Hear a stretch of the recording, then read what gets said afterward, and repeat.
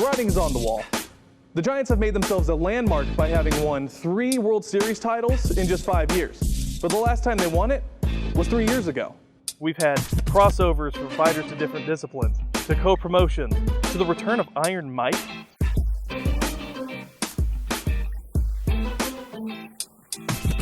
There are mixed reviews. There's a lot of fans. Again, this has been the team's identity for a century. Because we are cooking up some playoff drama. But first, some beef.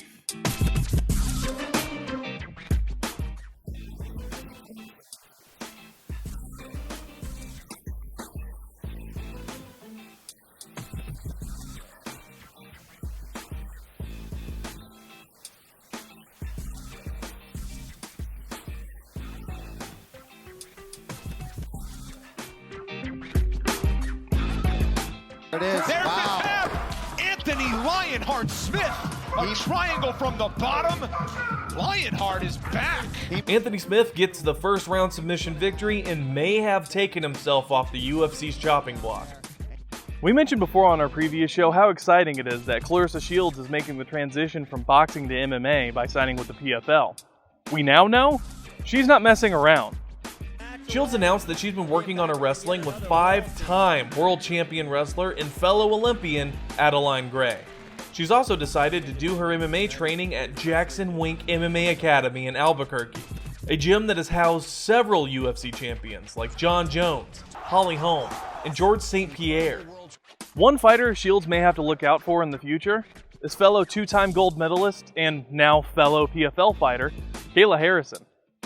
It's been almost 12 months since Harrison's last fight, which is when she won the PFL Women's Lightweight title. Earlier today, we saw her return for the first ever co-promotion between PFL and Invicta FC.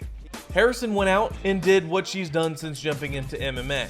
She took her opponent down and pummeled her into the canvas, earning herself her 8th victory on a perfect record via second round TKO. Orlando is home to 2 of the most recognized names in mixed martial arts, Gracie Barra and American Top Team. Both organizations have gyms all around the world and are notorious for producing the highest levels of talent in mixed martial arts, Brazilian Jiu-Jitsu, and Muay Thai. Now another contender is making a name for itself, locally owned American Combat Club. With Orlando being an MMA hotspot, one might wonder what would lead someone to open up a gym in the middle of all of this competition. My name is Mitch McElroy. I'm the owner and Brazilian Jiu-Jitsu coach. I picked Orlando as a place to open a gym and continue my training because I'd already established a network of friends that could help me with my training here. So upon leaving Gracie Barra here in Orlando, I had already established a very tight network of friends that I could trust to train with. The environment here is real. We add some humor, but we take very seriously the drills. We take very seriously the martial arts. Also, this is a very social environment here.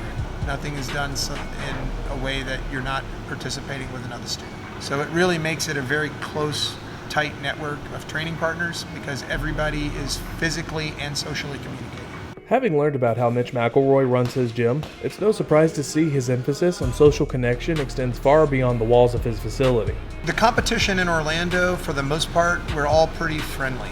I don't have any animosity toward any of the guys that opened up their own facilities. I've always hoped that they did well. They were my friends when we were training together, so they're still in some way my friend now, even though we don't see each other often, because you kind of live in an environment like this when you decide to do it as a business. I was trained and coached by Gracie Barra. I was managed by American Top Team, and I was cornered by both. It's kind of like my students compete against their students, but not in a malicious way, more in a social sport way, even at competition. I don't ever want to see any of my friends' students get hurt, and especially by my students, or obviously vice versa. And I think that a lot of the competitors feel the same way.